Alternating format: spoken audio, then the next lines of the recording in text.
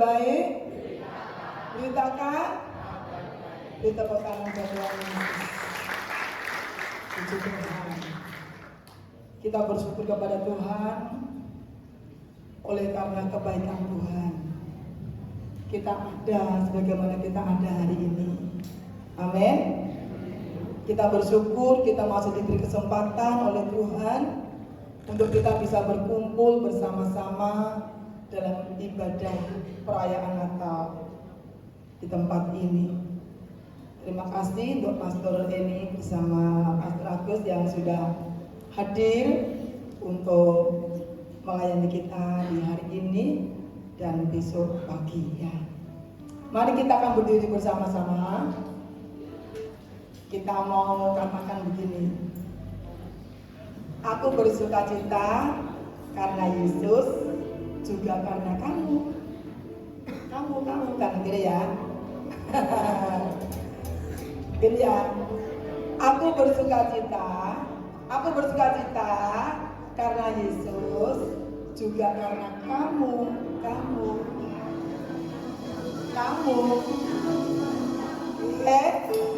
Kayaknya belum semua. Ini yang kursi di depan ini masih kosong. Ini bisa ditempati Bapak Ibu, bukan tempatnya malaikat. Ya, silakan maju ke depan. Yang di belakang, yang di depan kiri maju satu langkah. Yang di depan kiri maju, belakangnya maju. Oke, mohon perhatiannya. Ya, maju satu langkah. Oke, terima kasih terus. Maju satu langkah. Ayo mengikuti instruksinya. Maju ke depan satu baris. Lagi. Haleluya. Maju ke depan. Maju satu langkah. Kita mulai ya. 1, 2, 3.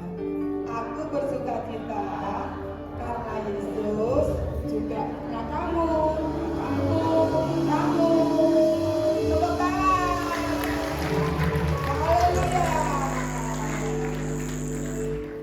Haleluya, puji Tuhan. Kami yang Bapak Ibu dapat duduk kembali. Kita mau siapkan hati kita, pikiran kita mau fokus sama Tuhan sore hari ini. Kita bersyukur bahwa Tuhan masih sangat baik di kehidupan kita. Kita percaya bahwa Tuhan adalah anugerah terindah dalam hidup kita. Haleluya Tuhan. Terima kasih Tuhan, terima kasih Yesus. Terima kasih setia Tuhan.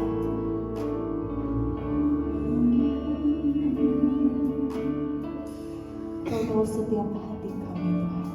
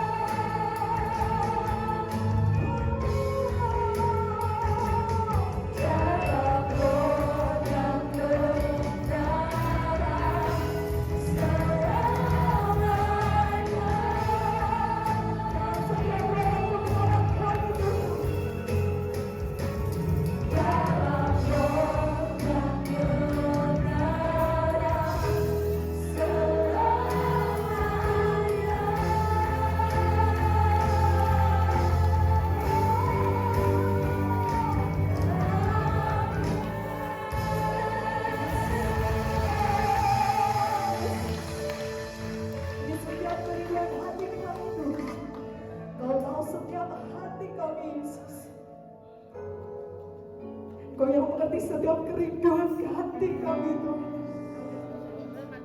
Ya Bapak.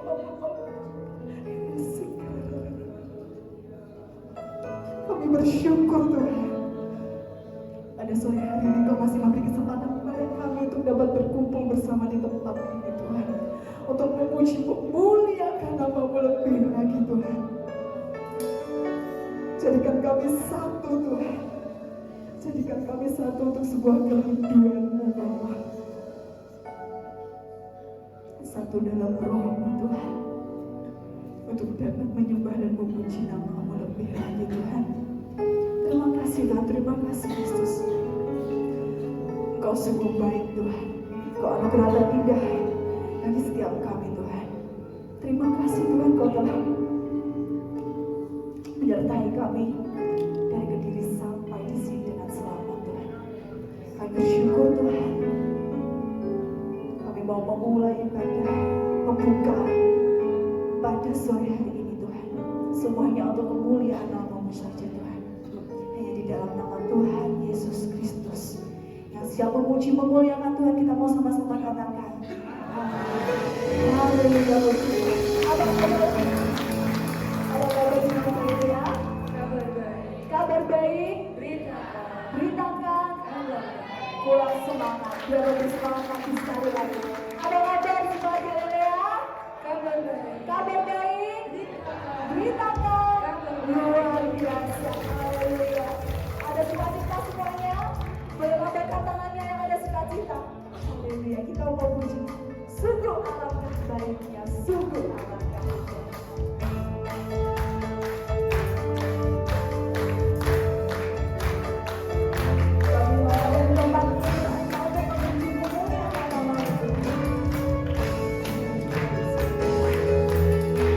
Sungguh alangkah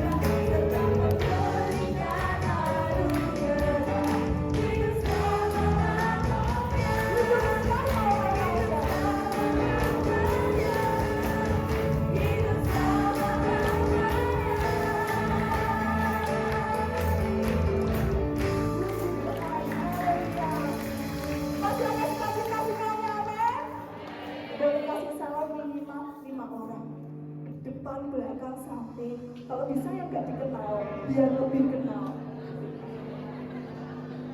Puji Tuhan, luar biasa.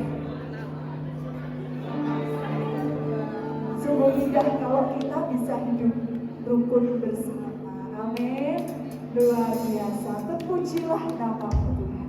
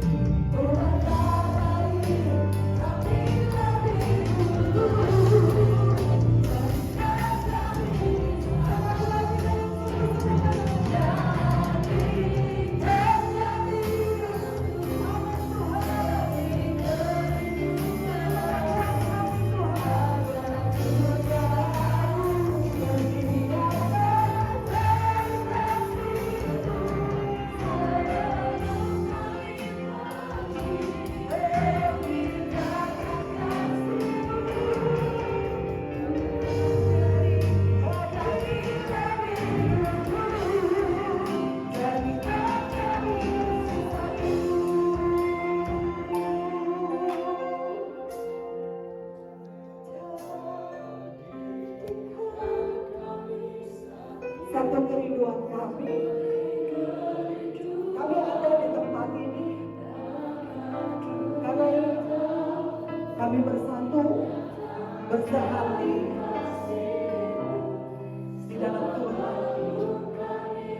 Bapa, ajari setiap kami untuk bisa mengerti dan memahami isi hati Tuhan.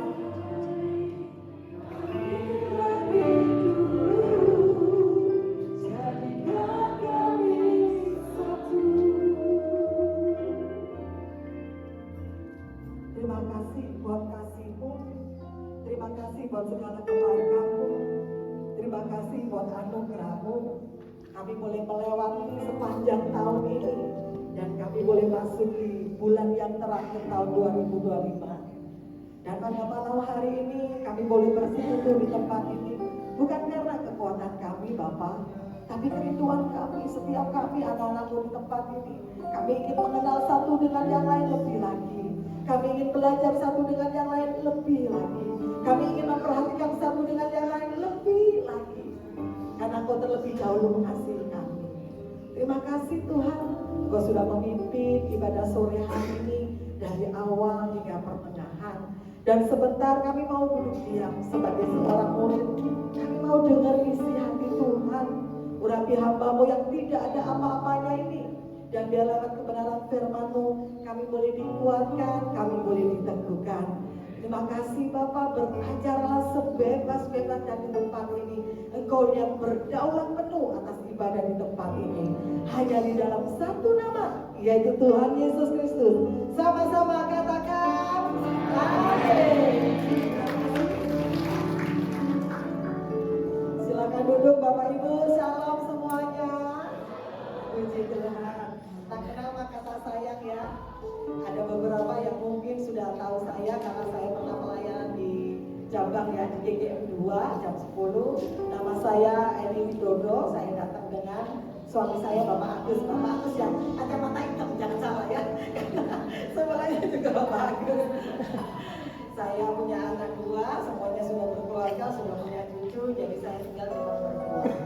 Bapak Ibu, suatu kemurahan Tuhan bahwa hari ini saya boleh ada di tempat ini. Amin. Nah, saya ingin tahu yang datang dengan keluarga di tempat ini boleh acung tangan? Yang datang dengan keluarga, oh puji Tuhan. Yang masih single, oh ada. Yang masih mau cari jodoh mungkin. Ini kan ada 1, 2, oke, gitu ya. Yang sudah ada pasangan tapi belum resmi masih PDKT ada nggak ya? Oke. Bapak Ibu, sesuai tema The Power of Unity, saya ingin gini, ini bukan ibadah biasa, benar gak sih? Ini bukan ibadah minggu, ini retreat loh, ini acara keluarga, benar ya? Jadi saya bikin tadi Bu Gembala kasih lihat, saya nggak mau malam, Bu, saya juga mau kasih. Nah, sesuai dengan tema kita The Power of Unity. Jadi kalau saya nanti ini ada 2 baris ya, ini kanan, ini kiri. Kalau saya ngomong bersatu, kanan ngomong duluan, kita maju. Latihan ya, kanan dulu. Bersatu. Kanan, kiri sekarang. Kalau saya ngomong bersatu, kiri ngomong kita kuat. Oke? Latihan. Bersatu. Bersatu. Bersatu. Kanan kiri. Kalau terakhir bersatu, saudara sama-sama jawab Yesus tuh atau Tuhan bertindak. Paham ya? Latihan ya. Bersatu. Bersatu. Bersatu. Tuhan bertindak. Sekarang gini aja. Tadi udah makan belum? Udah kenyang? Oh, jam ngantuk nih, Bu, wes mulai butuh. Saya mau gini. Kalau saya ngomong bersatu, saudara bangkit. Tadi jawabnya apa? Kita maju jodoh dulu ya. Saya Surabaya betul ya. Saya kalau Surabaya. Jadi kalau bersatu kita maju, sing semangat ya. Terus kalau ngomong bersatu kita kuat, orang kuat itu kita kuat. Gitu. Orang kuat itu tadi makan 2 piring kok. Harus semangat. Baru nanti bersatu Yesus bertindak itu sama-sama. Latihan ya, latihan. Bersatu. Bersatu.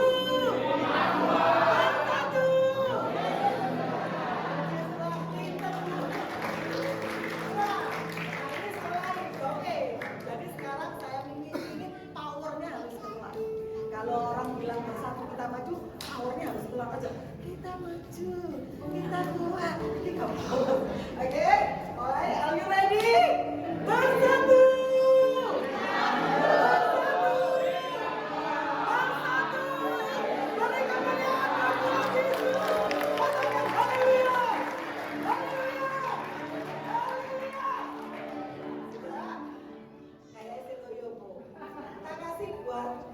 Supaya gak stres, supaya saya katanya bukan jangan gak ya?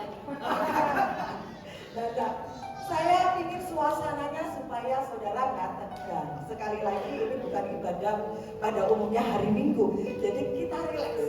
Sekarang semua berdiri. Berdiri, gak apa-apa ya, diam sebentar, gak ada hadiah, cuma buat rileks aja. Kalau saya ngomong satu, saudara tepuk temannya di sebelah kanan. Hey, gitu. Ngerti ya? Kalau saya ngomong satu, saudara tepuk. Hey, cek kaget. Cek kaget ya. Latihan. Satu. Nah, gitu ya. Ingat ya. Terus kalau saya ngomong dua, jempolnya dua-dua mana? Nah, tunjukkan sebelah. Asik-asik. Oke. Latihan dulu ya. Satu. Dua. Kalau ngomong tiga, nah ini rada bahaya. Nek sebelahmu suami atau istri teman gak apa-apa. Tapi nek bukan keluarga ojo aku disalahno. Karena ya kalau saya ngomong tiga, gini minta maaf ya.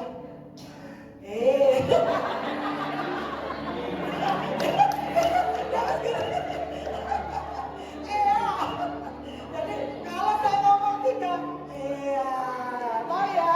Tapi bukan sebelah orang lain loh ya. Kalau bukan mumpringnya nggak boleh. Pada cowok nggak apa-apa. Tiga.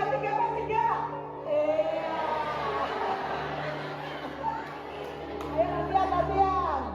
Satu. Gak apa-apa sih sebelah pinggir gak ditepuk. Satu. Dua. Tiga.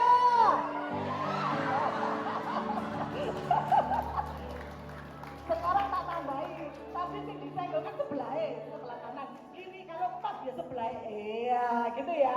Jadi podo-podo kena. Tapi sekali lagi, kalau bukan keluarga muslim nggak boleh, ya.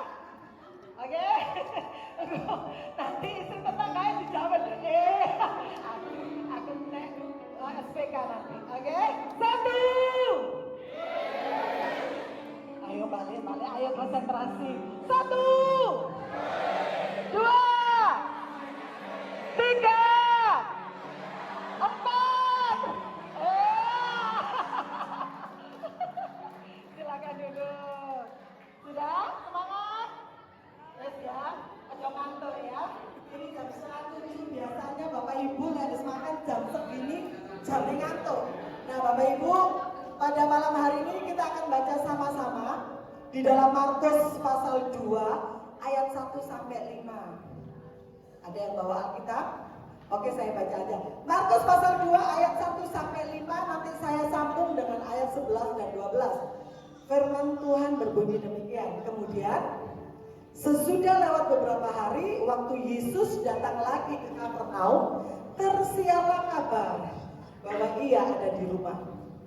Maka datanglah orang-orang berkerumun sehingga tidak ada lagi tempat, bahkan di muka pintu pun tidak. Sementara ia memberitakan firman kepada mereka. Ada orang-orang datang membawa kepadanya seorang lumpuh, digotong oleh 4 orang. Tetapi mereka tidak dapat membawanya kepadanya karena orang banyak itu. Lalu mereka membuka atap yang di atasnya. Sesudah terbuka, mereka menurunkan tilam tempat orang lumpuh itu terbaring. Ketika Yesus melihat iman mereka, berkatalah ia kepada orang lumpuh itu, "Hai anakku, dosamu sudah diampuni." Langsung lanjut ke 11. "Kepadamu kukatakan, bangunlah, angkatlah tempat tidurmu dan pulanglah ke rumahmu." Dan orang itu pun bangun. 12. Dan orang itu pun bangun, segera mengangkat tempat tidurnya dan pergi keluar di hadapan orang-orang itu, sehingga mereka semua takjub lalu memuliakan Allah, katanya, "Yang begini belum pernah kita lihat." Sama-sama katakan Amin. Bapak Ibu, sebelum saya menjelaskan tentang peristiwa orang lumpuh disembuhkan ini, orang lumpuh yang disembuhkan Tuhan, ada sebuah kisah Bapak Ibu. Saya lihat tadi banyak anak muda di sini ya. Jadi saya belakang saya full anak muda. Suatu ketika, ini nggak usah dicontoh tapi ini kisahnya.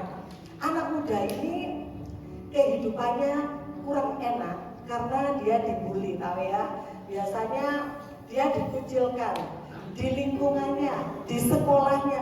Dia sangat dikucilkan sampai akhirnya dia merasa, aduh, aku ini gak nyaman banget, putus asa. Saudara, kadang-kadang dalam pergaulan itu kita nggak merasa kalau kita bully orang atau mengucilkan itu kasihan banget. Dan ternyata pemuda itu ngalamin seperti itu. Dia merasa putus asa. Saya juga pernah kenal salah satu anak hamba Tuhan dan memang sempat kejadian itu sampai heboh itu. Saya tahu beliau. Terus anak muda ini minta maaf jangan dicontoh. Dia memutuskan untuk mengakhiri hidupnya. Karena dia merasa gini, tidak ada yang peduli sama aku. Orang tuanya berbohong. Pokoknya keluarganya gak enak, lingkungan sekolah gak enak, lingkungan dia bermain gak enak. Dia merasa tidak diterima. Akhirnya suatu ketika dia ngomong gini, tidak ada yang peduli sama saya. Buat apa saya hidup? Di sekolah gak ada yang ngurus, keluarga gak ada. Akhirnya hari itu dia memutuskan untuk terjun dalam salah satu gedung di apartemen. Tapi dia pegang HP-nya, dia sempat posting. Kalau istilahnya udah selesai, dia bikin laporan singkat. Sebelum dia terjun, tiba-tiba telepon dia itu bunyi, Bapak Ibu. Telepon dia itu bunyi dan ternyata itu nomor HP temannya, sahabatnya yang sudah lama nggak pernah kontak. Sahabat lamanya yang dulu pernah akrab dekat tapi karena pindah nggak ada hubungan, sudah pokoknya udah nggak ada hubungan, putus. Tapi hari itu sebelum dia terjun, tiba-tiba HP-nya itu bunyi. Dan saudara mau tidak mau karena itu teman lamanya, dia tertarik untuk angkat. Dia speaker dan dia nggak berani ngomong, cuma mikir kenapa ini telepon gitu ya. Tiba-tiba dia angkat, dia speaker, dia cuma ngomong halo. Yang di seberang itu dia ngomong gini, hai kamu, gimana kabarnya? Apakah kamu baik-baik saja? Gak tahu ya kenapa, udah lama saya nggak pernah kontak kamu, tapi malam ini tiba-tiba saya ingat kamu. Kamu kemana aja, gimana kabarmu? Sudah tahu nggak? Cuma gara-gara telepon seperti itu, dia akan jadi bunuh diri. Artinya apa? Ada satu orang yang dia nangis. Sebelum dia bunuh diri, dia protes sama Tuhan. Gak ada yang peduli sama Tuhan. Kasih aku tanda kalau memang ada orang yang peduli sama aku, satu aja. Ternyata Tuhan kirim loh malaikat teman-teman lamanya. Dan itu pengaruh. Dia gak jadi bunuh diri. Akhirnya imannya bangkit. Dia pelayanan di anak kaum muda, dia akan jadi mentor, dia ngasih kekuatan. Terus ditanya, Kak, dia mulai sharing, dia mulai saksi dengan pengalamannya yang buruk, tetapi kenapa dia nggak jadi bunuh diri? Satu kalimat itu yang menyentuh, dia katakan, saya kuat, saya berdiri di sini, saya nggak jadi bunuh diri di sini bukan karena kekuatan saya, tapi hanya karena satu orang yang peduli. Kalau kita tadi baca Markus pasal 2, ini bukan tentang 2 orang, 1 orang, tetapi ini tentang 4 orang yang peduli kepada orang lumpuh. Bapak Ibu, kalau sama-sama tadi kita baca di dalam Markus ini sungguh luar biasa. Saudara tahu nggak latar belakang Markus? Markus itu cirinya seperti ini.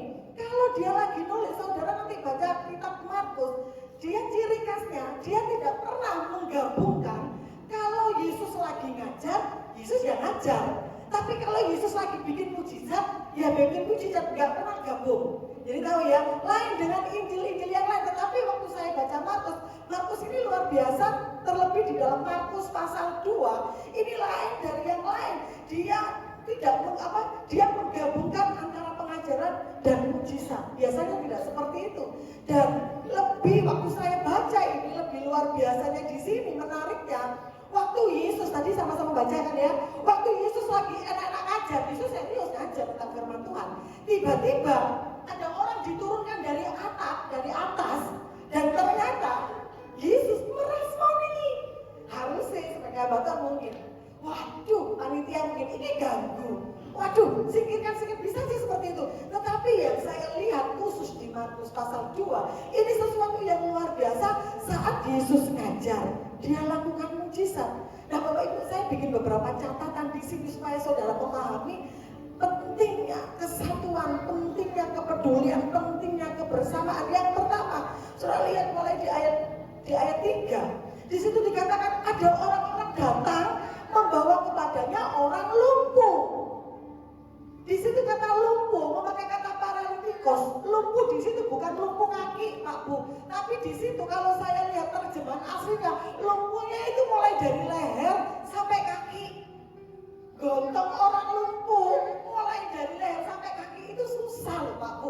Kalau cuma minta maaf cuma kakinya aja mungkin tangannya bisa digerakkan. Ini lumpuh paralitikos, ini lumpuh dari leher sampai ke kaki. Dan waktu saya lihat ternyata paralitikos di situ menggambarkan orang yang mengalami sakit ini tidak ada masa depan, tidak bisa berdiri sendiri, hidupnya suram. Kenapa? Ya sudah, seperti itu, nggak bisa ngapa-ngapain. Tetapi yang luar biasanya di sini tiba-tiba yang saya takjub ini, mungkin Bapak Ibu biasa baca, tetapi waktu saya baca ini keren menurut saya. Saudara tolong bayangkan bahwa menurut saya ini bukan kisah biasa. Ini kisah luar biasa. Kenapa?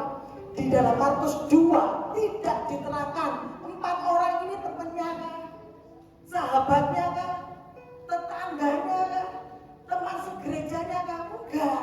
Karena orang lumpuh pada zaman itu dianggap dia kena kutuk. Jadi zaman dulu kalau orang kena sakit aneh-aneh, lumpuh, buta, cacat apapun dianggap dia kena kutuk. Dan orang-orang seperti ini tidak layak atau tidak boleh masuk ke sinagog, ke rumah ibadah. Jadi saudara bisa bayangkan orang yang lumpuh sudah mati seperti ini, tubuhnya nggak punya masa depan, nggak punya harapan. Tiba-tiba ada 4 orang yang ingin bantu orang ini supaya ketemu Yesus. Tidak hanya ketemu Yesus, supaya disembuhkan. Pak Bu, gotong orang lumpuh 4. Itu susah. Kalau kita baca sekilas, 4 orang membawa si lumpuh, perjalanannya berapa Bu? Kalau saudara pernah, ya mungkin ada yang pernah ke Israel gitu ya, itu jalannya itu berliku-liku masuk gang-gang, bukan seperti di daerah sini gitu ya, enak. Gotong orang kan pakai tilang, di situ kan pakai tilang, kayak pakai tikar kayak seperti itu, digotong. Dan ini orang ini lumpuh mati rasa, itu pasti berat. Sekali lagi, perjalanan bawa si lumpuh masuk keluar gang, mungkin kepanasan. Tuhan Yesus ini lagi ada di Kapernaum. Kapernaum itu tempat mujizat yang banyak Tuhan lakukan, terutama di mertua Petrus kan. Di situ Tuhan lagi ngajar. 4 orang ini bukan seperti ini. Pak, misalnya contoh, ada Yesus lagi ngajar loh di Kapernaum. Ayo ke sana sembuh, supaya pulih sak jalan. Cuma gitu aja enggak. Seringkali kan kita gitu. Doa ya supaya cepat sembuh, tapi nggak ngapa-ngapain, nggak diobati, nggak kasih obat, cuma kita doa sembuh nggak apa-apa. Tapi 4 orang ini lebih dari seperti itu. Mereka bopong loh si lumpuh ini. Saudara tahu, bisa nggak mereka pas masuk gang dicibir? Ngapain susah-susah bawa si lumpuh? Sudahlah, nggak ada harapan disembuh. Mesra orang itu udah layak disembuh. Bisa nggak seperti itu? Bisa. Tetapi yang kita baca tadi, mereka gotong loh 4 si lumpuh ini dengan 4 orang pakai tilang. Dan menurut saya ini luar biasa. Itu bentuk salah satu kepedulian. Tidak cuma 1 orang yang peduli, tapi di sini ada 4 orang yang peduli. Lalu saudara tahu, saat mereka tiba di tempat saat Yesus ngajar, sudah penuh. Untuk masuk aja penuh, lewat jendela penuh, lewat samping penuh. Kalau misalnya dari kita, jadi kita pasti mikir gini, Pak, waduh Pak, KKR ini penuh Pak. Nggak bisa masuk, bener ya Bu ya? Mulai mari Pak, apa Pak, nggak bisa dikawal arahkan. Bisa nggak seperti itu? Bisa Bapak Ibu. Dan ternyata saya berusaha Bapak Ibu, setiap baca ini saya berusaha membayangkan kronologisnya, dan biasa saya cari filmnya. Ciri khas rumah Israel itu beda dengan rumah di Indonesia. Jadi rumahnya itu 2 lantai, bukan 2 lantai full ya. Jadi 2 lantai, lantai pertama buat tempat tinggal, lantai kedua aksesnya, tangganya itu di luar, bukan di dalam. Dan tangganya itu bukan enak 1 meter gitu, pasti setengah gitu loh, setengah meter. Nah tujuannya lantai 2 itu bukan untuk tidur atau buat kamar kuda, itu cuma lantai 2 itu cuma untuk jemur-jemur hasil panennya mereka. Itu ciri khas rumah Israel. Jadi rumahnya itu bentuknya kotak. Saudara yang pernah ke Israel, rumahnya itu bentuknya kotak persegi. Nah, lantai 2 itu cuma kalau di sini tuh kayak asbes apa? Kayak dicor kayak gitu tuh loh. Tapi kalau di sana ada dicor. Nah, di sana itu aksesnya di pintu luar, di tangga cuma setengah meter. Nah, tujuannya mereka punya hasil panas, dijemur di atas. Kalau sudah dijemur kering, diturunkan lewat atap, dibuka satu kotak gitu maksudnya. Jadi dibuka bukan kita bayangkan, gentengnya dibuka segala macam ambruk Bapak Ibu. Bukan seperti itu. Jadi rumahnya 2 lantai, tapi yang lantai kedua seperti itu. Sekarang saudara bayangkan, 4 orang bawa sampai ke rumah, ternyata penuh. Tapi mereka gak pernah semangat, Pak, wes ya Pak, pokoknya Bapak sudah tak bawa sampai sini, aku balik, wes urusannya Bapak mau didoakan apa enggak sama Yesus, wes terserah. Enggak loh. Yang kita baca, mereka bawa Bapak ini kemana? Atap. Sekarang bayangkan, orang lumpuh dari leher sampai kaki digotong di atap 4 orang. Saudara bayangkan, gampang atau susah? Susah ya? Misalnya Bapak Ibu ya, bawa satu orang lumpuh itu berat. Misalnya mere ini gak seimbang, iso gak Bapak Ibu jatuh? Tambah parah lumpuh ini, benar gak sih? Jadi Bapak Ibu, saat Yesus ngajar, ini kronologisnya saudara harus bayangkan sampai seperti itu. Saat Yesus ngajar, orang ini rame dewe di luar, bawa satu orang, gak mungkin ngangkat satu orang juga gak ada suara. Menurut saudara sunyi senyap atau rame? Rame, Pak, kanan dikit Pak, kiri dikit Pak, awas Pak, kayak gitu. Gak mungkin, si lumpuh gak iso apa-apa. Aduh, ini aku selamat gak naik, bener gak ya? Karena jalannya cuma setengah meter. Bawa satu orang, gopong 4 orang, itu gak mudah. Tetapi yang saya lihat, mereka naik loh ke atas. Mereka gak ada pikiran loh, nanti sampai di sana, dinaik lo ke atas. Kepikiran gak? Enggak. Sampai rumah, disampaikan ke Yesus, didoa lo sembuh. Ternyata penuh. Mereka naik ke atas. Dan itu pasti gaduh. Si punya rumah iso gak gini? Sopo sih bikin rame, bener gak? Pastilah Bapak Ibu punya rumah buat persekutuan doa. Ada orang ingin datang supaya didoakan, gak izin, gak mau tiba-tiba nyelonong lewat depan. Kira-kira tersinggung gak sih punya rumah? Bisa loh. Tetapi yang saya tahu, mereka berupaya bawa Bapak ini ke atas. Mereka peduli loh bawa orang ini sampai ke atas. Sampai ke atas, kiro-kiro. Mereka bawa tali gak sampai di rumah waktu mereka berangkat. Enggak. Karena gak ada pikiran. Pikirannya dibawa, disampaikan ke Yesus. Naik atap, nurun orang, mungkin ada talinya. Kalau talinya sih buat hasil panen, ya nggak kuat, iso nggak putus, bener ya? Berarti ada salah satu orang turun, saya cari tali supaya tilang itu di ujung, dari ujung ke ujung, dikerek turun ini nggak putus. Berarti mereka tetap berupaya, mereka tetap berusaha. Ya apa pokoknya orang ini mau nggak mau harus ketemu Yesus. Sampai seperti itu kepedulian. Saya melihat peristiwa ini, menurut saya kita mungkin nggak bisa sampai taraf seperti ini. Dan yang saya lihat, mereka tidak menyerah. Iman mereka tetap, persatuan mereka tetap gak nyerah, tetap bawa si lumpuh ini. Dan saudara bayangkan ya, waktu sampai atap dibuka, diturun, gak gampang sekali lagi Bapak Ibu. Orang lumpuh itu berat. Saat turun, Yesus dibawa masih ngajar. Orang-orang kira-kira terganggu enggak? Kayak kita gini nih loh. Saya nyampe firman, tiba-tiba di atas gaduh. Gak mungkin sunyi senyap. Tetapi yang saya lihat, mereka tetap usaha turun supaya ketemu Yesus. Ini yang saya lihat upaya mereka, nolong orang itu sampai seperti itu. Dan waktu kita baca, reaksi Yesus yang luar biasa. Yesus gak ngomong gini, pindah-pindah, atau tuan rumahnya mau gini, Yesus maaf ya, ini gak ngerti ada orang kok sampai segitu buka atap saya, ayo pindah di ruangan sebelah, bisa gak seperti itu? Bisa. Tetapi yang saya lihat di sini, apa yang dilakukan orang-orang ini, mereka menggerakkan hati Yesus. Saudara lihat tadi di ayat 5, waktu orang ini dibawa, dikerek gitu ya, yang saya lihat di ayat 5, ketika Yesus melihat iman siapa? Mereka.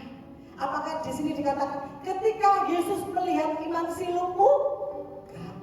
Tetapi di sini dikatakan ketika Yesus melihat iman mereka sudah saya selidiki ini jamak. Yesus melihat keempat orang ini dan Tuhan katakan, berkatalah Yesus kepada orang lumpuh itu, hai anakku, dosamu sudah diampuni.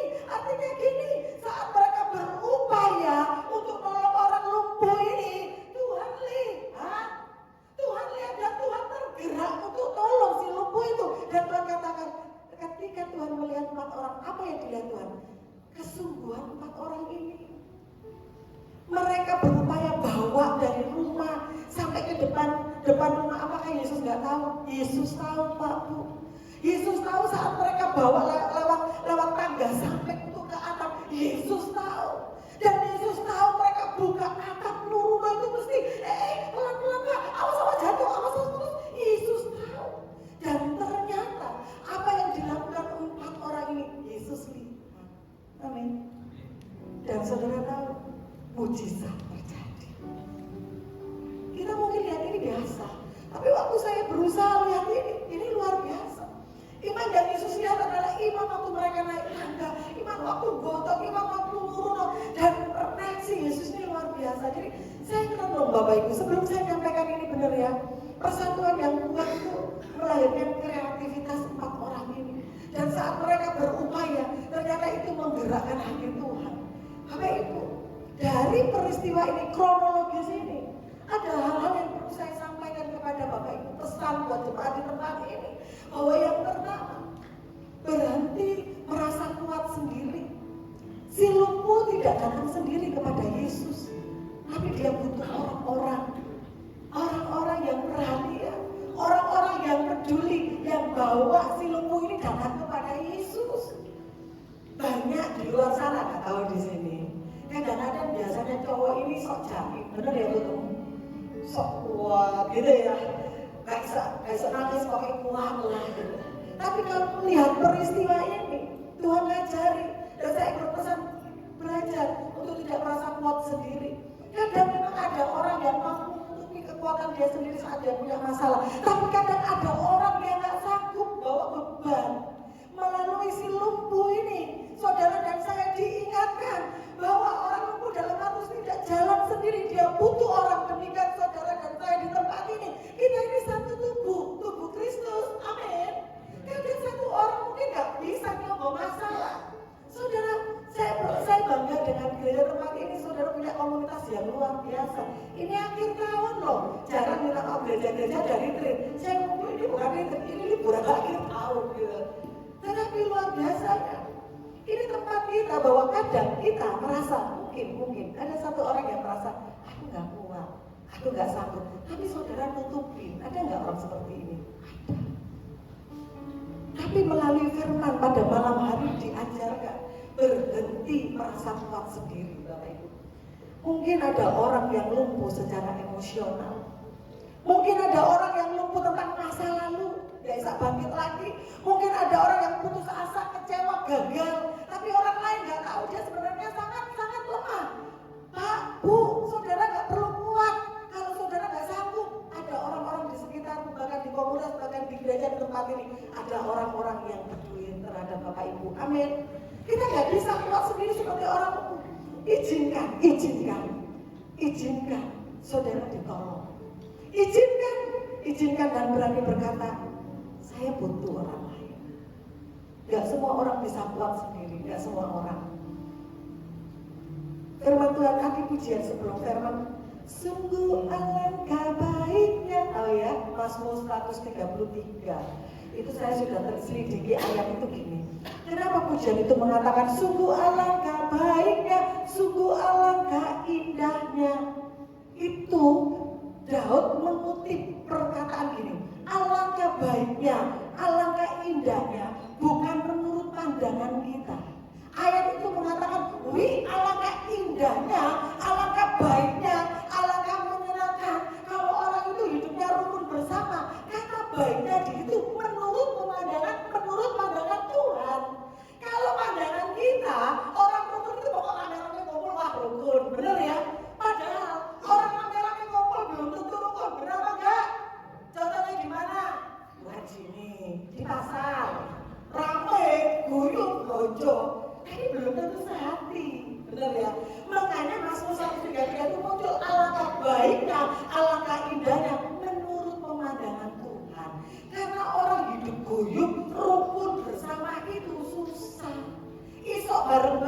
tapi untuk sehati itu susah.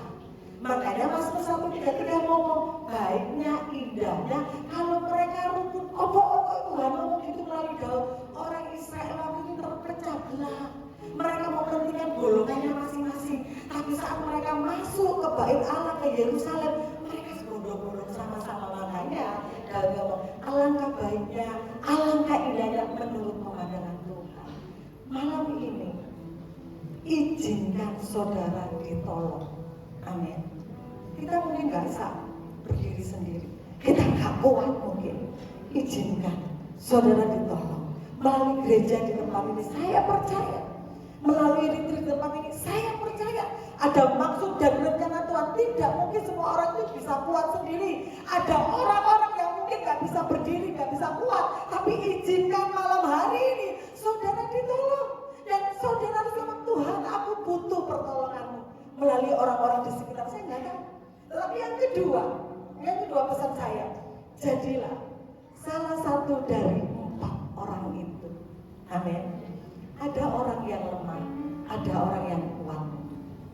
Orang yang lemah mungkin dia nggak ngomong langsung bugem, saya lagi ini bugem, mungkin dia nggak ngomong. Tetapi Tuhan pasti tempatkan orang-orang yang kuat, orang-orang yang mampu untuk menopang yang lemah ini. Amin, Bapak Ibu.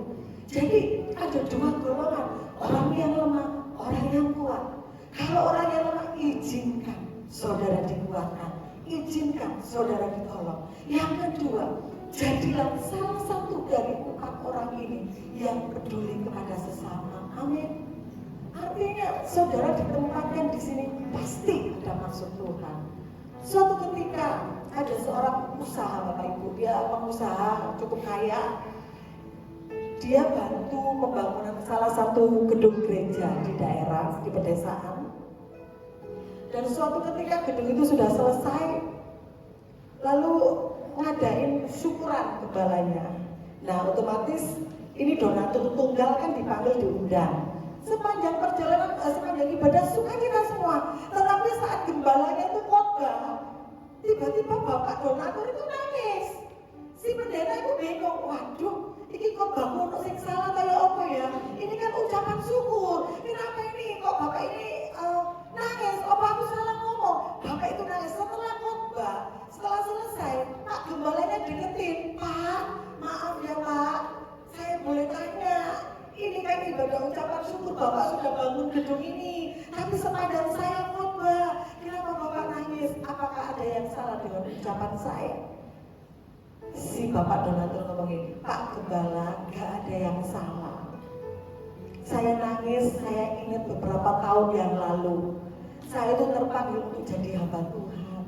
Saya ingin jadi pendeta, saya ingin khotbah, saya ingin sekolah STT. Tetapi karena kebutuhan keluarga saya memaksa untuk meneruskan usaha keluarga, saya tinggalkan panggilan saya. Dan hari ini Pak, saya nangis dan bapak khotbah. Andai kata saya waktu itu sekolah saya jadi pendeta, mungkin saya yang khotbah. Sudah tahu yang terjadi. Si bapak ini nangis ya kan? Pak, jangan sedih. Kalau misalnya bapak sampai di sini, sekarang di tempat ini, itu ada rencana Tuhan. Kalau misalnya bapak waktu itu jadi sekolah Alkitab, jadi pendeta, ya berarti kalau sih bangun gedung gereja, Pak, bener ya? Sing khotbah, sing bangun udah ada. Artinya gini, panggilan kita semua sama, tujuan sama, tapi caranya berbeda. Amin. Kita satu tubuh, dan semua bisa khotbah di atas mimbar, dan semua bisa WL, dan semua, tetapi setiap orang punya panggilan masing-masing, semuanya untuk kemuliaan Tuhan. Amin. Satu orang peduli buat gereja ini, bukan saya rindu seperti ini. Satu orang rindu seperti ini. Satu orang peduli, satu orang peduli, satu orang peduli. Saya percaya gereja ini semakin diberkati Tuhan. Beri kemuliaan Tuhan. Karena Tuhan tempatkan orang-orang yang peduli. Ada orang yang lemah, iya memang. Tapi ada orang-orang yang Tuhan mampukan untuk dia menolong orang yang lemah. Saling menolong. Karena kita satu tubuh. Jadi orang yang lemah jangan malu nih dan aduh gak enak. Kita satu tubuh. Jadi orang yang merasa Tuhan pilih untuk bisa menolong, membantu. Bapak Ibu menolong bantu. Tidak harus dengan materi. buatan saudara sekecil apapun. Perhatian Bapak Ibu, lewat WA, lewat kenapa sih kamu gak datang? Itu orang yang gak pernah ke gereja, tiba-tiba itu seneng banget loh, bener kan? Kalau dia lama dia gak ke gereja, tiba-tiba ditelepon halo, seperti tadi saya ngomong ilustrasi anak muda, satu orang peduli. Oh berarti aku di GGM ini aku diperhatiin lah ya. Aku lama gak ke gereja, ternyata ada orang yang peduli. Berarti aku dikangani, ya wis aku tak datang.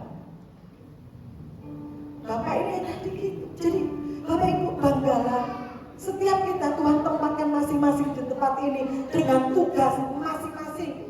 Dan lebih lagi saya tekankan, lakukan semuanya itu dengan ketulusan. Amin.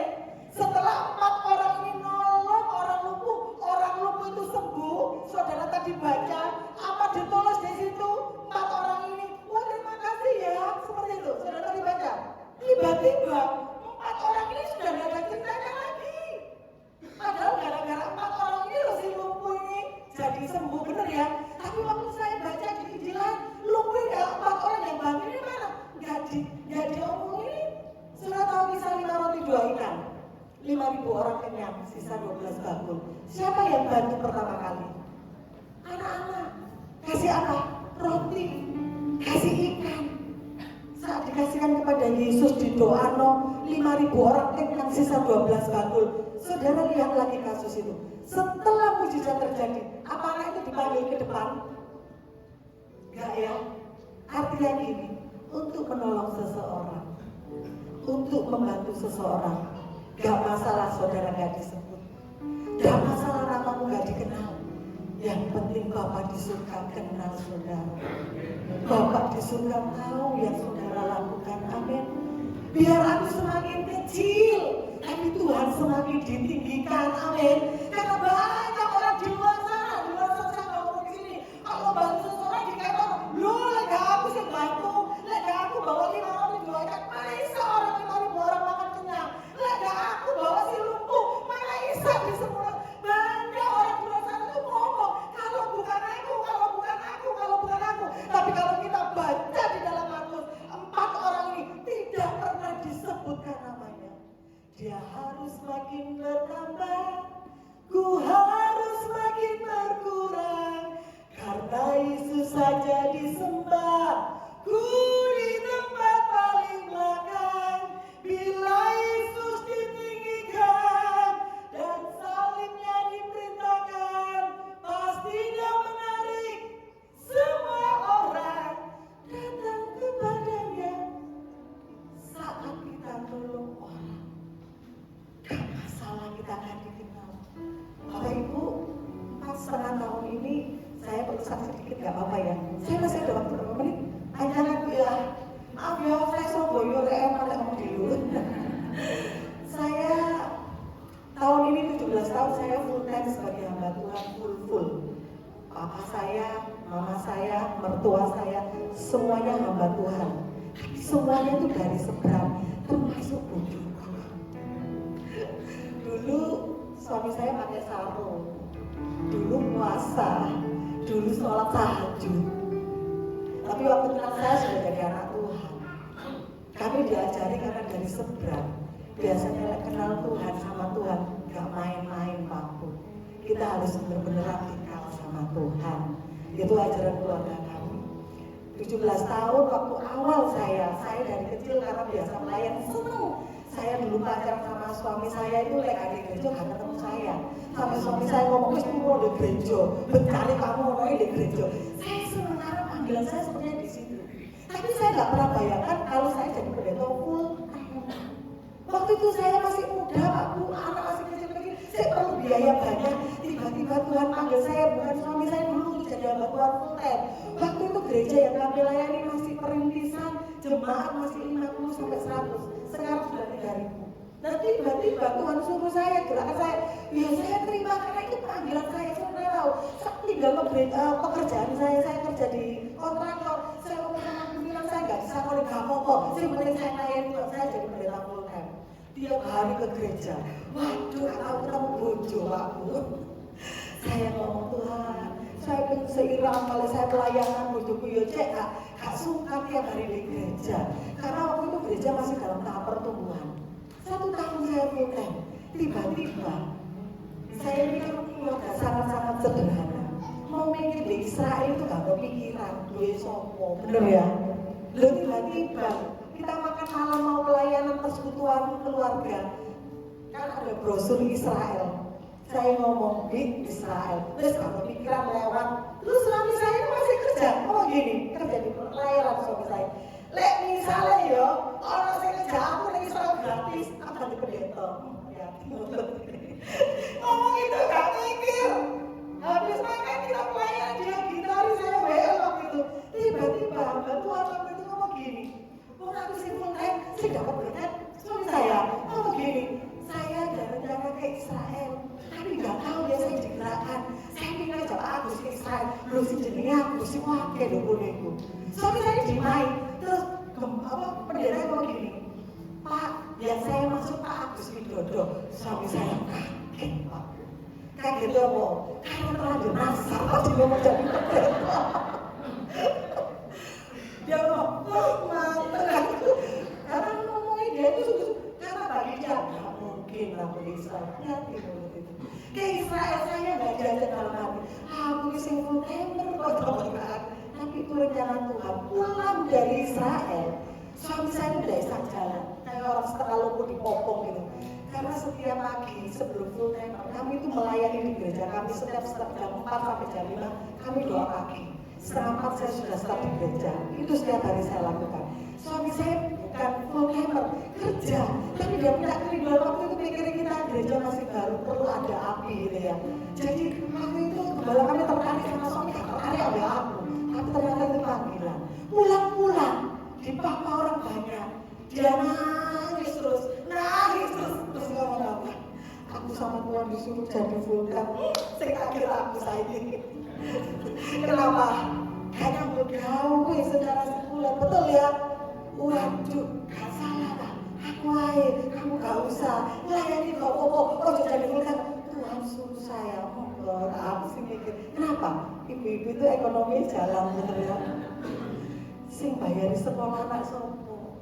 Saya masih ngontrak ya kontrak. Waduh, saya nangis orang tua bapak ibu. Saudara seminggu kami berdua, saya nangis, suami saya nangis. Setelah beberapa hari istirahat dia ke pelayanan perantus, dia posisi wes enak. Tiba-tiba dia mengundurkan diri. HRD ngomong gini, Gus, tak kira kamu itu kali mau gak kaji lah bayar pokok tambah betul dari pendeta. Terus dipikir, Tuhan sing suruh. Saya mulai dari nol, tanpa pesangon. Saya dipanggil mertua saya, orang di BPS aku. Gus, gak popo jadi hamba Tuhan. Gak popo tiap hari di gereja pelayanan full hard, ojo full time. Jadi pendeta itu susah. Kamu nanti makan apa, anakmu nanti ya aku sekolah secara logika benar ya. Tetapi kan itu panggilan, akhirnya kita pelayanan selama 16 tahun full. Sampai karena bapak ibu gembala kami itu nggak ada di gereja, mereka pengusaha. Jadi yang ngurusin semua itu saya dengan suami sampai jemaat itu sampai 3.000. Covid terjadi, tiba-tiba gereja tutup. Kalau di Surabaya, Covid waktu itu kan kenceng ya. Kita semua di rumah kan, nggak ada kegiatan, sudah kita di rumah. Saya ketemu dengan salah satu keluarga. Nggak apa-apa ya Pak Bu, agak panjang ya. Mulai ngantuk? Nggak, jam itu sih Pak. Ngomong kayak gini. Bagus Bu Eni, tolong doakan tanah. Kita punya tanah warisan di Kediri, mungkin Ibu Gembala pernah dengar. Tolong doakan sampai laku. Saya nasar, saya mau berkati pendeta-pendeta. Waduh, yang mau berkati oleh pendeta paling senang bener ya. Tapi saya pikir ini COVID, duduk tanah waktu COVID itu susah, bener ya.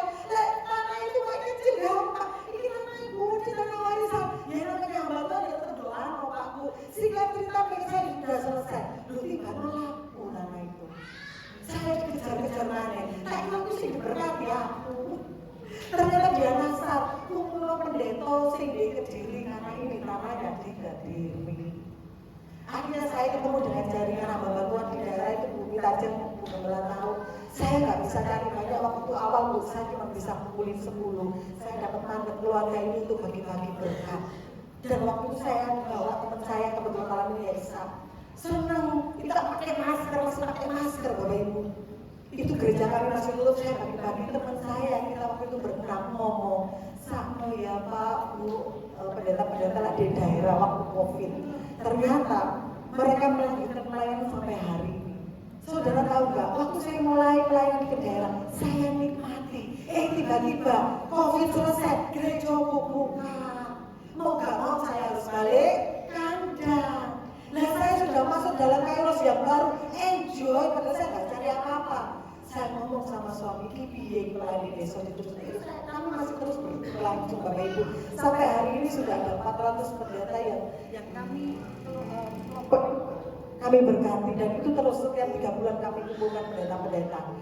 Gereja kami buka, akhirnya kami harus pilih, kami mundur, kami riset, kami masuk dalam pelayanan yang baru, air mata lagi. Saya tinggalkan semua fasilitas karena itu semua dari gereja. Saya nol lagi Bapak Ibu. Nangis menetu Tuhan, terus biar nangis lagi, nangis lagi. Iki di desa minta maaf, aku boleh ngomong pelayan di daerah. Setiap hari sampai hari ini sebulan 2 kali saya keliling ke daerah. Ada teman ngomong tadi, saya itu masih di pantai sebelah, masih makan, saya di calling. Terus gue ini buka gereja, tak gini-gini, tak biaya, tak siapa. Saya ngomong, Tuhan gak suruh saya buka gereja. Tuhan suruh saya pelayanan tanpa tembok. Ada teman ngomong gini, Pak Gus, gue ini mau cari opo pelayanan di daerah. Gak mungkin terkenal.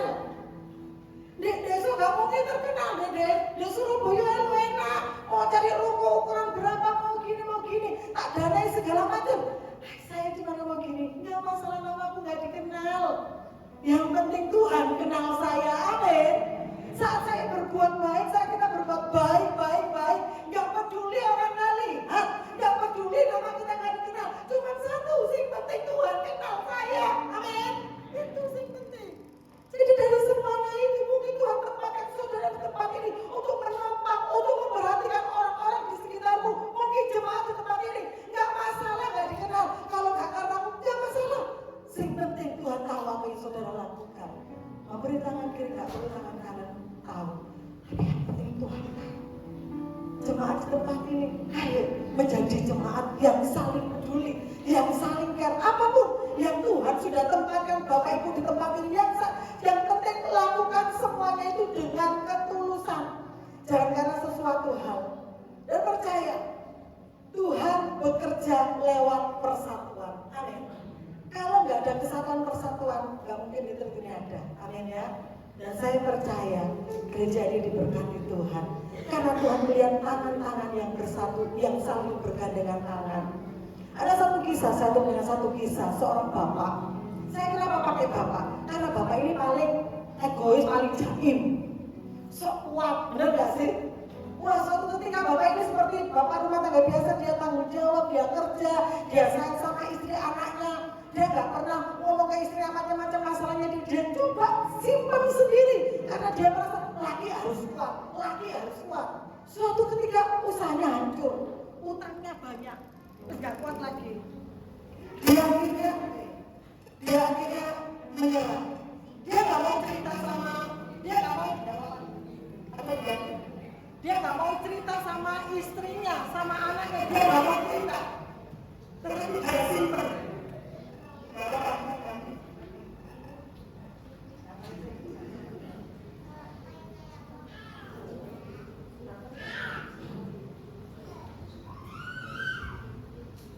Oke.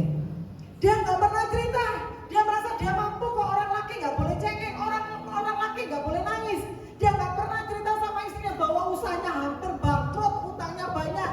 Tetapi suatu ketika dia masuk di kamar sendirian, dia berlutut dan dia ngomong, Tuhan aku nggak kuat, Tuhan aku nggak mampu, aku mesti gimana? Tapi di situ dia tetap nggak mau cerita sama istrinya. Suatu ketika dia ke gereja seperti biasanya dia nyanyi, tapi pandangan kosong. Dia merasa bahwa gak ada orang yang perlu tahu masalahku. Pulang dari gereja seperti biasanya, dia punya beberapa teman kayak saudara gini. Dia ngomong, bro, ayolah sesekali nyangkrut ngopi-ngopi gitu kita ngobrol. Dia menutup diri. Tetapi hari itu dia mencoba, oke. Akhirnya mereka ngobrol, beberapa orang, 4 orang, 5 orang gitu ngobrol. ngobrol, ngopi. Salah satu temannya ngomong, kamu punya masalah tak? Kan karena orang punya masalah itu kelihatan dari muka, bener ya? Gak apa-apa, kamu gak perlu ngomong semuanya. Tapi percaya ya, ada kita yang nopang kamu. Bukan berarti tak tolong ya masalah enggak. Kita mau sepaham sehati nolong kamu. Oh iya, dia tersentuh Pak. Dia ngerasa ternyata teman-temannya bukan pekerja gereja, bukan jemaat biasa. Tapi hari itu dia melihat ada orang-orang yang peduli, mau berbagi kesusahannya. Akhirnya dia cerita, dia ngomong, usahaku mulai bangkrut, aku dikejar-kejar penagih utang, aku seperti ini. Istri anakku nggak pernah tahu. Dia mulai cerita sambil dia nangis, dia mulai keluarkan isiannya, dia mulai nangis. Saudara tahu apa yang terjadi? Temannya gandengan tangan, doa sama bapak ini.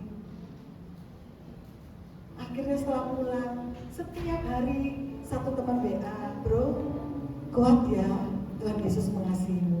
Besoknya lagi di WA, sudah tahu berhari-hari, berminggu-minggu, dia dikuat satu-satu. Setiap pulang di gereja, temennya nggak piri, ngasih kekuatan, ayo semangat. Saudara, bukan berarti terus tiba-tiba masalah selesai, utang terus enggak. Masalah tetap ada, tetapi yang membedakan bapak ini dia jadi kuat karena ada orang-orang yang perhatian sama dia. Amin. Kadang kita nggak merasa perhatian kita cuma sekedar say hello aja, itu pengaruh buat teman kita. Malam hari ini saya minta kunci saya. Bapak Ibu, malam hari ini saya tidak tahu apa yang saudara alami. Yang pertama, saudara mungkin masuk golongan pertama, orang yang lumpuh seperti di Matius pasal 2. Mungkin saudara punya masalah, punya beban, punya pergumulan. Seorang istri yang suami gak pernah tahu bahwa setiap malam dia harus nangis karena dia gak sanggup menangani masalah ini. Seorang anak, mungkin bapak ibunya gak pernah tahu kalau dia bergumul dengan masalahnya. Seorang teman mungkin gak pernah tahu kalau saudara sekarang ini mengalami masa depresi yang saudara tutupi, saudara senyum padahal di dalam hati saudara lemah. Siapapun saudara yang saat ini menjadi si lumpuh itu, jangan pernah malu untuk ditolong orang lain, karena kita adalah satu tubuh. Bagi bapak ibu yang mungkin Tuhan gerakkan untuk memperhatikan satu orang saja di sekitarmu, mungkin istrimu yang tak pernah kamu peluk, yang dia sebenarnya kangen untuk diperhatikan. Mungkin anakmu yang saudara gak pernah tahu bahwa dia mengalami depresi di sekolah. Mungkin teman sekerjamu atau teman sepelayanan yang mungkin seolah-olah di mimbar Tuhan, tapi sebenarnya hatinya hancur karena punya masalah. Malam ini berikan kepedulian itu kepada teman kita, istri kita, suami kita, anak-anak kita. Karena Tuhan kasih kekuatan itu buat saudara dan saya untuk nolong orang lain. Bersamamu, ya Tuhan, aku sanggup berjalan. Amin. Dengan sayapmu ku kan terbang tinggi, bersamamu aku mana. Saya jemput Bapak Ibu berdiri. Bersamamu, ya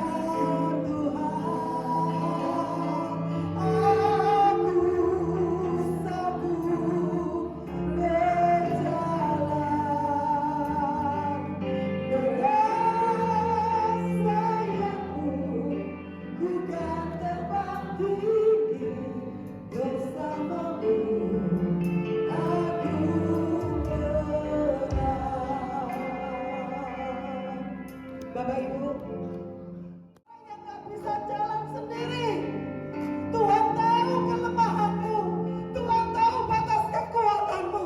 Malam hari ini jangan kau simpan sendiri, datang sama Tuhan, bahwa kau akan kuat berjalan bersama dengan Tuhan. Siapapun saudara hari-hari ini, apapun yang saudara alami, datang sama Tuhan. Tuhan hadir tempat ini. Saya tahu bahwa ada beberapa orang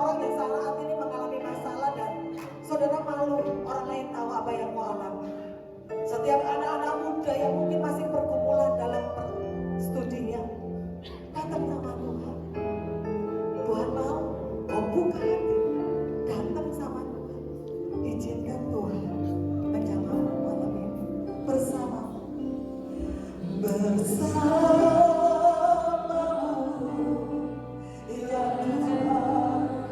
Aku sanggup berjalan, aku sanggup berjalan dengan sayapmu.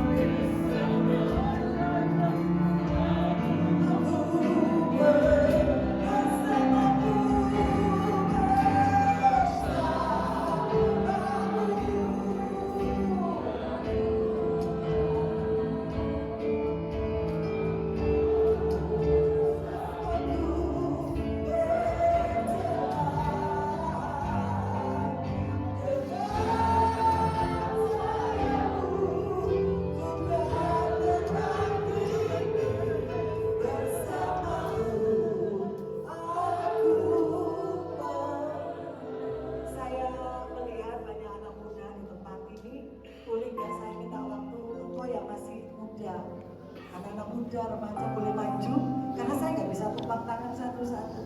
Saya pikir anak-anak muda di sini bergerak, kita gandengan tangan, karena lewat-lewat kalian gereja ini nanti akan menjadi penerus. Anak-anak muda, nggak apa-apa. Kalian di sini aja, kalian berlutut.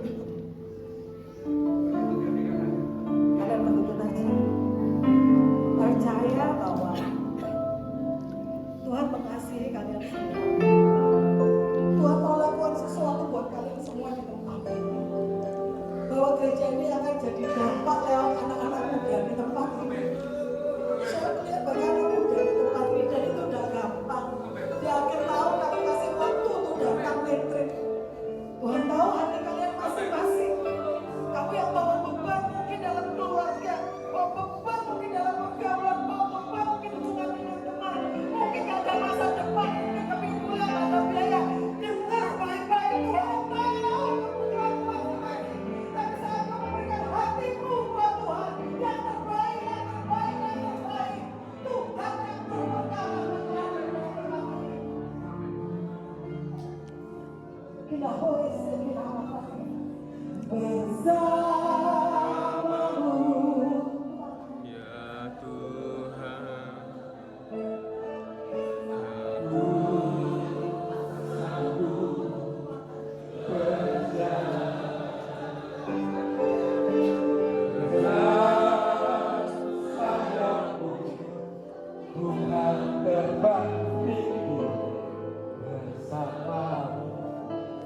aku benar. Katakan dalam hati. Katakan dalam hati. Bersamamu ya Tuhan. Aku sanggup berjalan dengan sayapku, bukan terbang tinggi, bersama aku bersamamu, bersamamu.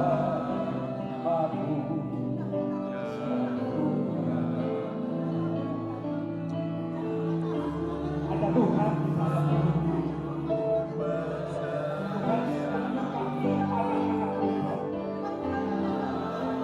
Tuhan memakai anak-anak muda. Tuhan tidak melihat kekuranganmu. Tuhan tidak melihat engkau masih muda. Ketika hatimu, Tuhan, aku mau.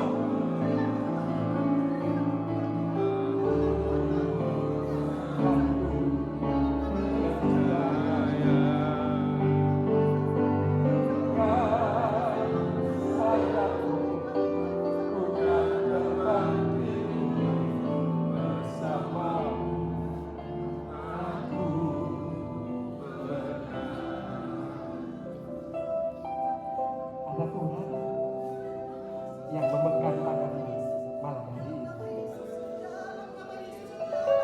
Ketika engkau berdoa untuk kedua orang tuamu, untuk kakak adikmu, ada kuasa. Percayalah.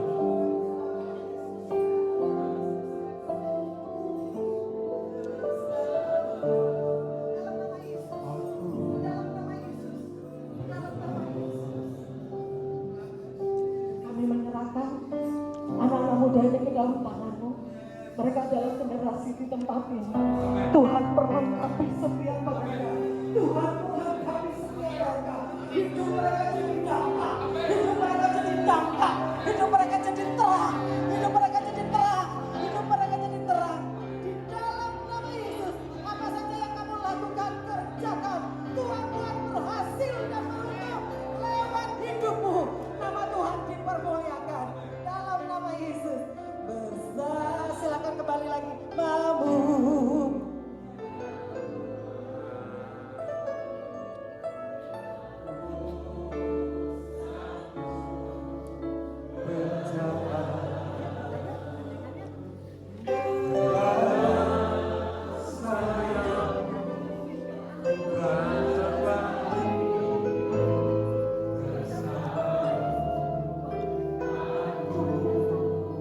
Semuanya Bapak Ibu katakan bersama-sama. Katakan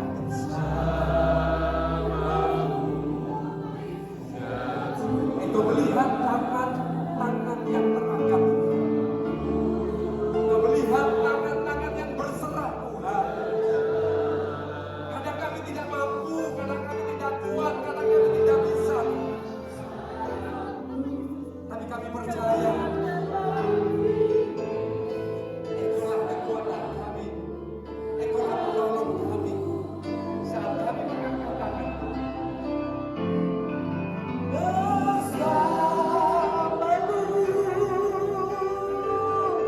Kami merendahkan diri di hadapan-Mu saat ini Tuhan.